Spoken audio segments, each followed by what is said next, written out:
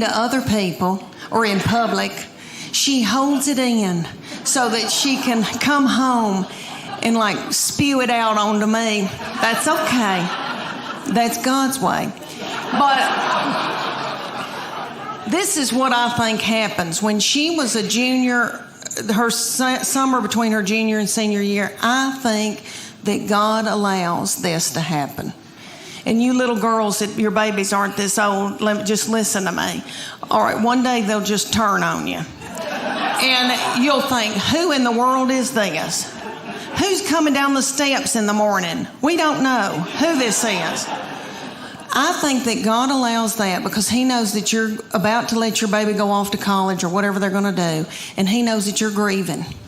So he makes them just as mean as he can so that you can let them go. And I believe that. That summer, the very breath that I breathed out of my nostrils made her so angry. We were not allowed to eat cereal in our own home because she couldn't stand to hear us chew. I don't mean to talk about her because she had a lot on her.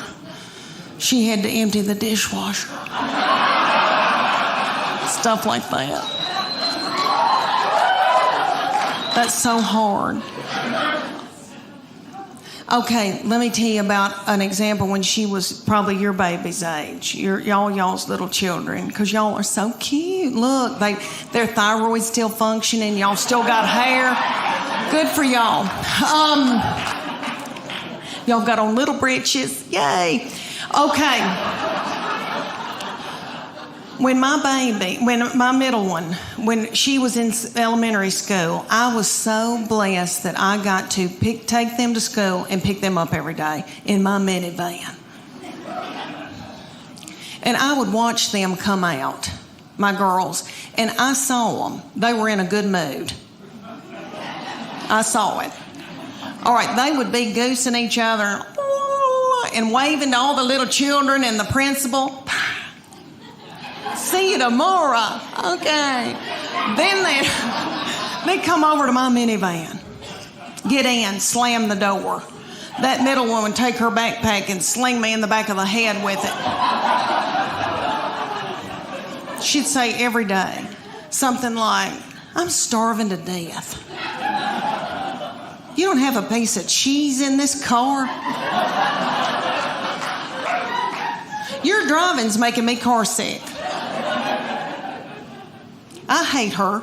Why did you have her? And the baby would be sitting over the back. She'd be going, Mom, Mom, Mom, Mom, Mom. And I'd say, what? And she'd go, Mom, Mom, Mom, Mom. I go, what? I'm listening. She could say some of the craziest things. She said to me one day, did Jesus ever have head lice? How do you answer that? I said, well, baby, I don't know. But if he did, I know he healed it. And they'll be whipping each other and telling each other how bad they hate each other. And then my boy would come out of middle school.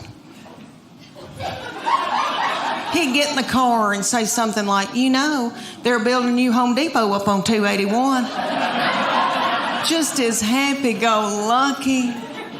So precious. And I think, oh, gosh, I've got to go buy a bathing suit. And now it's over, and I barely even wore one. What I've been wearing is my swim dress.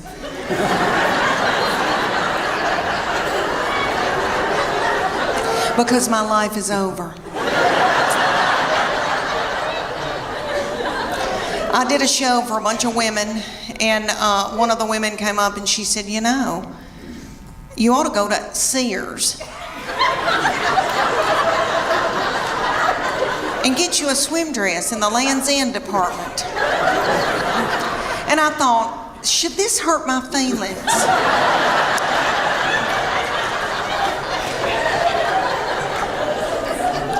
So I did. I went to the Sears in Knoxville, Tennessee. They've still got our Sears open. I don't know if y'all's is open or not in Chattanooga.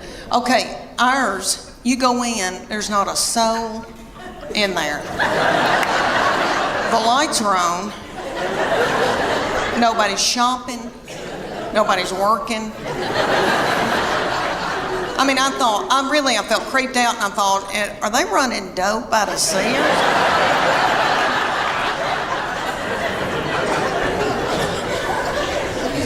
So I bought me a Land's End swim dress, and I gotta tell y'all, I'm beautiful in it. Okay. It gathers in right here where my hernia mesh is. And it shows my arms that I still have, because they're my daddy's. Jimmy Fletcher, I've still got his arms. Okay, I've still got my collarbones, praise God. And then it covers up the white flour and the sugar. So I just get a spray tan and I'm good. Well, for years, I was in torment wearing a miracle suit. I don't know if any of y'all have bought a miracle suit before. I know they've got them at y'all's Belk.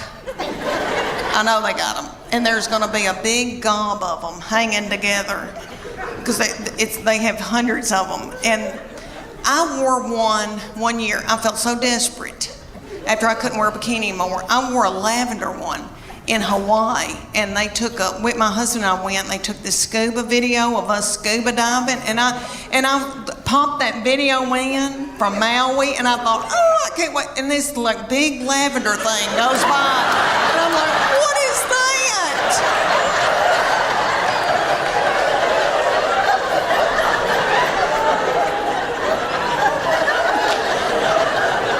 I destroyed that video. It's awful. But anyway, so I get this miracle suit. They're at y'all's Belk, and it's got a big sign that says lose 10 pounds in 10 minutes. Miracle suit. You do, because you sweat yourself to death trying to get it on. Because it's got a girdle in it. The girdle's right through here, because it's a one piece. So the girdle's right through here. It smooths you out real pretty through here, because it squeezes your fat out in every other hole.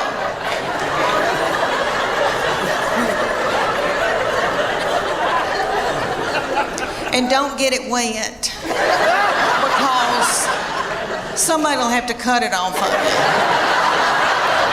But I would get it every year because I felt desperate and I didn't know what else to do. Well, my girlfriend, the one with the poop, banked up poop, okay, she wanted one, and her 14-year-old daughter drove to Knoxville to the Dillards and got in the dressing room, and the 14-year-old was in there sacking her mama up in this bathing suit, and they both broke out in the sweat over their lip, and the 14-year-old said, "Ew,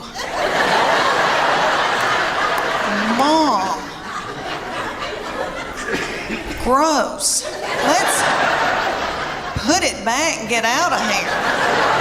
She said, "I can't. I've got to buy it. I just peed in it." No, you know what I've been thinking about? I thought about, Lord, Christmas is coming. And now I'm a grandmama, and I'm out making a little money. But when I was a stay-at-home mom, when we first got started out and had little children, I remember thinking, oh my Lord, that Little Tykes Kitchen's gonna sell out.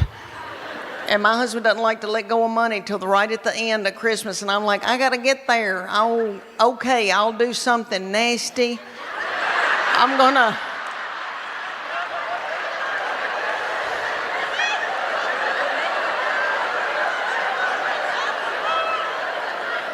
Okay, I'll do something nasty in that big Dodge Ram in that mobile home parking lot. Yeah, and then I'll be able to get that Elmo. Yeah.